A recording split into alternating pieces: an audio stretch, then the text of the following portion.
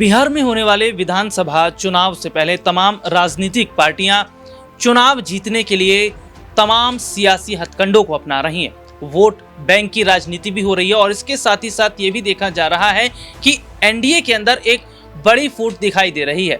जी हाँ, सबसे बड़ी बात है कि एनडीए गुट के अंदर जिस तरीके से जो उनके सहयोगी दल हैं वो विपक्ष के साथ मिलते नजर आ रहे हैं, या अगर कहा जाए तो विपक्षी खेमे की तरफ जा रहे हैं। तो क्या बिहार के विधानसभा चुनाव से पहले एनडीए गठबंधन टूट जाएगा?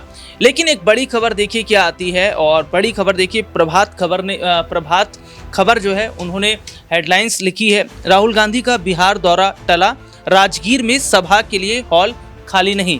इसके बाद एनबीटी ने हेडलाइंस लिखी है, राहुल गांधी का बिहार दौरा टला, नई तारीख का इंतजार, नालंदा दौरा टलने से कांग्रेस की चुनावी रणनीति पर असर होगा।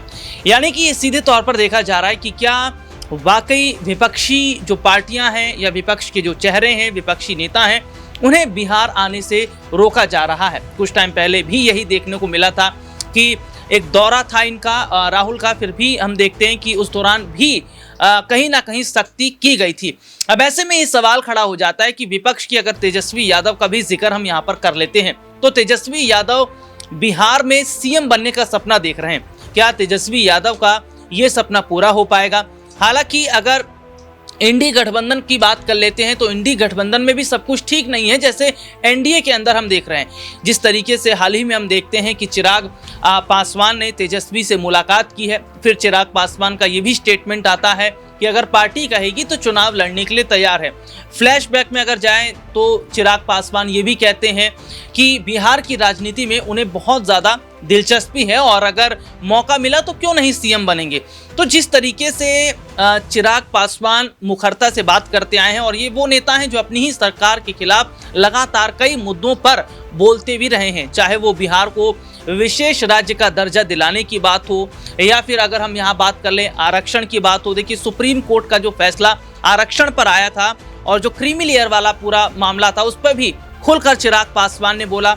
इसके साथ ही साथ हम देखते हैं कि बिहार में जिस तरीके से एक दलित बस्ती को आग के हवाले किया गया, उस पर भी चिराग पासवान ने बोला। बीपीएससी का मुद्दा वो भी चिराग पासवान ने उठाया। लेकिन अब ऐसे में ये देखा जा रहा है कि जो सीट शेयरिंग का मसला है, क्या वो सुलझ जाएगा एनडीए के अंदर? क्योंकि चिराग कम से कम 40 सीट तो मांग रहे हैं। वहीं जीतन राम मांझी की बात करें तो मांझी नाराज फूफा की तरह दिखाई दे रहे हैं, क्योंकि मांझी ने तो कह दिया है कि दिल्ली में नहीं दिया आपने, झारखंड में नहीं दिया, लेकिन बिहार में किसी तरीके की कोई कॉम्प्रोमाइज नहीं होगी। ये बात भी मांझी कह चुके हैं कि मंत्री पद छोड़ देंगे। ये बात भी चिराग कह चुके हैं कि वो मंत्री पद छोड़ देंगे।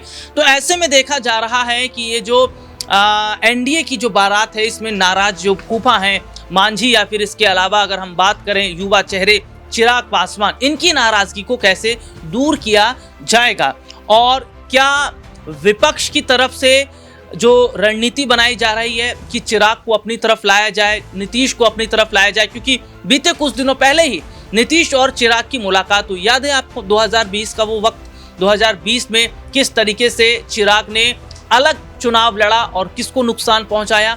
नीतीश कुमार को उस वक्त नुकसान उन्होंने पहुंचाया था। और उसके बाद हम देखते हैं कि नीतीश और चिराग का 36 का आंकड़ा हो गया था। लेकिन अब जिस तरीके से हम देख रहे हैं कि नीतीश और जो चिराग हैं वो कहीं ना कहीं क्या एक साथ ही एनडीए से अलग होने का मन बना रहे हैं, और इन्हीं तमाम मुद्दों पर आज हम बात करेंगे। बातचीत करने के लिए हमारे साथ हमारे खास सहयोगी अब्बास भाई इस वक्त हमारे साथ मौजूद हैं। और अब्बास भाई, बहुत बहुत स्वागत है इस प्रोग्राम में आपका। अब्बास भाई, बिहार की राजनीति की अगर हम यहाँ पर बात करते हैं तो बिहार में इस साल के अंत में विधानसभा का चुनाव भी होने वाला है, और चुनाव से पहले अगर हम देखते हैं 2020 की जो स्थिति है वो काफ़ी बदली है। और अब मौजूदा समय के अंदर हम देखते हैं कि जो 2020 के वक्त में अलग अलग चुनाव लड़ रहे थे, देखिए चिराग ने अलग चुनाव लड़ा, नुकसान नीतीश को पहुंचाया। उस वक्त हम देखते हैं कि जो ओवैसी थे, और इसके अलावा उस वक्त यहाँ पर हम बात कर रहे हैं कई और बड़े चेहरों की, वो कहीं ना कहीं एक साथ आते नजर आए। तो ऐसे में देखा जा रहा है कि जो बिहार दौरा है ये जो टल गया है राहुल गांधी का, तो क्या इस दौरे के टलने से जो बड़ा नुकसान है वो क्या होता नजर आएगा, या ये कहा जाए कि कहीं ना कहीं कांग्रेस का रास्ता रोकने की एक कोशिश बिहार के अंदर की जा रही है? देखिए, ये तो बिल्कुल कहा जा सकता है कि कांग्रेस का रास्ता रोकने की कोशिश बिहार के अंदर की जा रही है, क्योंकि इससे पहले भी जो अभी दौरा राहुल गांधी का हुआ था, जब वो भागलपुर गए थे, तो देखा गया किस तरह से उनको रोकने की कोशिश की गई, लेकिन वो रोकने के बावजूद भी वो दलित छात्रावास पहुंच जाते हैं, छात्रों से बातचीत करते हैं, और उसके बाद में ये देखा जाता है कि FIR जो है राहुल गांधी के खिलाफ दर्ज की जाती है। और न सिर्फ राहुल गांधी के खिलाफ, बल्कि उनके समर्थक जो थे उसमें भी कम से कम 50 से 60 लोगों के खिलाफ नामजद FIR दर्ज की जाती है। और ये साफ साफ दिखा रहा है कि बिल्कुल नीतीश कुमार जो है और बीजेपी जो है वो डर चुकी है। और जिस तरह से एक सर्वे आया था जिसमें 42% लोग जो है तेजस्वी यादव को जो है CM बनते हुए देखना चाह रहे थे, तो ऐसे में अगर राहुल गांधी का भी भरपूर समर्थन अगर तेजस्वी यादव को मिल जाता है तो फिर कोई भी उनको CM बनने से नहीं रोक सकता। और राहुल गांधी का डर इसलिए भी बैठा हुआ है क्योंकि अभी 2024 का इलेक्शन गया है, और 2024 के इलेक्शनों में कांग्रेस ने जिस तरह से वापसी की, जिस तरह से यहाँ पर राहुल गांधी ने भारत जोड़ो यात्रा निकाली, दो यात्रा निकाली, भारत जोड़ो न्याय यात्रा, भारत जोड़ो यात्रा, उससे कांग्रेस एक सहम गई है। और जो नतीजे बदले हैं उसके बाद में देश के अंदर, वो यहाँ पर बीजेपी के अंदर एक बौखलाहट है और वो डरी हुई है। और वो यही, अगर ऐसे ही राहुल गांधी बार बार बिहार पहुंचते रहे तो ये बीजेपी बखूबी जानती है कि मुश्किलें नीतीश के लिए और खुद बीजेपी के लिए खड़ी हो सकती हैं। शायद इसलिए उनको रोकने का प्रयास किया जा रहा है। अब्बास भाई, एक सवाल नीतीश कुमार को लेकर रहेगा। मुख्यमंत्री जो मौजूदा समय के हैं, और ये भी देखा जा रहा है कि नीतीश कुमार का फिलहाल कोई स्टैंड क्लियर नहीं है, क्योंकि जिस तरीके से हम देखते हैं कि अभी हाल ही में नीतीश और चिराग की मुलाकात हुई है, और दूसरी तरफ ये देखा जा रहा है कि NDA की तरफ से अगर NDA की सरकार बनी तो नीतीश CM रहेंगे या नहीं रहेंगे। और दूसरी तरफ बीजेपी के कई बड़े नेताओं के जो स्टेटमेंट आए हैं, वो स्टेटमेंट में ये बताता है कि कहीं ना कहीं नीतीश को एक संकेत दिया गया है कि अगर NDA की सरकार बनी तो नीतीश CM नहीं रहेंगे। अगर नीतीश CM नहीं रहेंगे तो फिर नीतीश का क्या होगा? नीतीश की जो पार्टी है JDU, क्या उसकी हालत बहुत खराब हो जाएगी? क्या नीतीश का रोल अब बिहार के अंदर से खत्म होता नजर आ रहा है?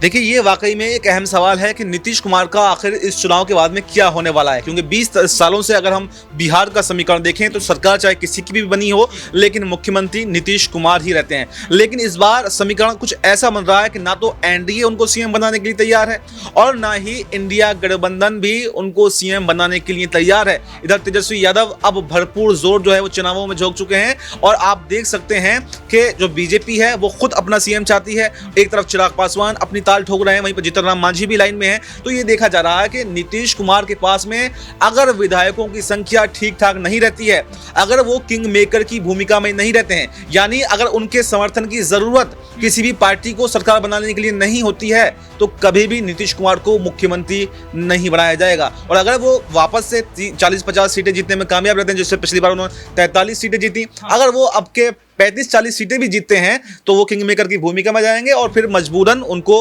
वापस से मुख्यमंत्री बनाना पड़ेगा। तो ऐसे में बिल्कुल ये देखना काफी दिलचस्प होगा कि क्या नीतीश कुमार जितनी सीटें पिछली बार जीत करके आए थे उतनी सीटें जीत भी पाते हैं, या फिर जैसे 2015 के बाद में एकदम से ग्राफ उनका गिरा था 2020 में, अगर वो ग्राफ और ज्यादा गिरता है और अगर वो 20 सीटों पर सिमट कर रह जाते हैं, तो बिल्कुल ये कहा जा सकता है कि JDU का जो अस्तित्व है वो खतरे में पड़ सकता है। अब्बास भाई, इसमें कितनी सच्चाई है? ये कहा जाता है कि जो JDU की कमान है वो नीतीश नहीं बल्कि लल्लन संभालते हैं, और जब से विपक्ष की तरफ से कई बयान आए हैं जिसमें तेजस्वी यादव कह चुके हैं कि नीतीश की उम्र हो चुकी है, नीतीश 82-83 के हो चुके हैं, नीतीश का दिमागी संतुलन खराब हो गया है, तो ये जो तमाम चीज़ें नीतीश को लेकर कही जाती रही हैं। और दूसरी तरफ हम ये भी देखते हैं कि लल्लन सिंह का भी दबदबा कहीं ना कहीं JDU की तरफ बढ़ा है। तो क्या माना जाए कि वाकई ऐसा ही है कि अब JDU की कमान नीतीश नहीं बल्कि लल्लन संभाल रहे हैं, और बीजेपी चाहती है कि नीतीश के बेटे की राजनीति में एंट्री ना हो, क्योंकि अगर उनकी एंट्री होगी तो कहीं ना कहीं बीजेपी के लिए जो आगे का रास्ता है वो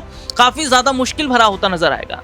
देखिए राहुल जी, समय हमारे पास थोड़ा कम है, बस मैं शॉर्ट में जवाब देना चाहूंगा। देखिए, अभी तक की बात करें तो आपने कहा कि क्या कमान लल्लन सिंह संभाल रहे हैं या फिर नीतीश कुमार अभी संभाल रहे हैं, तो देखिए अभी तक बिहार के अंदर JDU की कमान तो नीतीश कुमार ही संभाल रहे हैं। एक तरीके से दबदबा अभी नीतीश कुमार का ही है, लेकिन हाँ, ये जरूर कह सकते हैं कि केंद्र में मंत्री लल्लन सिंह हैं, तो जो सांसद हैं 12 सांसद JDU के हैं, उन पर कब्जा एक तरीके से लल्लन सिंह का यहाँ पर हो चुका है। और लल्लन सिंह बिल्कुल ये चाहते हैं कि नीतीश कुमार के बाद में दूसरा नंबर उनका है और वो JDU संभालें। और जिस तरह से आपने निशांत कुमार की बात कही, तो निशांत कुमार की बात भी बिल्कुल ठीक है, बीजेपी भी चाहती है और खुद लल्लन सिंह भी चाहते हैं कि निशांत कुमार की एंट्री ना हो, जिससे कि आने वाले समय में जेडीयू या जो नीतीश कुमार का दबदबा है, अगर निशांत कुमार आते हैं तो बिल्कुल उनको विरासत मिलेगी, आगे पार्टी के अंदर बड़ा कद मिलेगा और कहीं ना कहीं कमान भी वो संभालेंगे। तो बिल्कुल यहाँ पर लल्लन सिंह का पत्ता साफ हो सकता है। और जो मुश्किलें नीतीश कुमार हमेशा बीजेपी के लिए खड़ी करते रहे, वो फिर जेडीयू यानी कि निशांत कुमार भी खड़े करेंगे। तो बिल्कुल ये यहाँ पर बीजेपी भी नहीं चाहती कि आगे निशांत कुमार जो है वो पार्टी की कमान संभाले, और यहाँ पर लल्लन सिंह तो बिल्कुल ही नहीं चाहते, क्योंकि लल्लन सिंह का पत्ता यहाँ पर कट सकता है। तो ऐसे में बिल्कुल ये भी देखना काफी दिलचस्प होगा कि क्या इस बार के बिहार चुनाव से पहले निशांत कुमार की एंट्री होती है या नहीं होती है, और कौन बिहार का अगला सीएम होगा, ये तो सबकी नजरें इस पर बनी हुई हैं। जी, बहुत बहुत शुक्रिया अब्बास भाई आपका। और आगे जो भी बड़े अपडेट रहेंगे, चाहे वो बिहार चुनाव को लेकर हो या देश दुनिया की राजनीति में जो भी चल रहा हो उसको लेकर हो, तमाम जानकारियां अपने दर्शकों को देते रहेंगे। फिलहाल मुझे इजाज़त दीजिए और देखते रहिए हमारा जो चैनल है नेक्स्ट 9 न्यूज़। नमस्कार।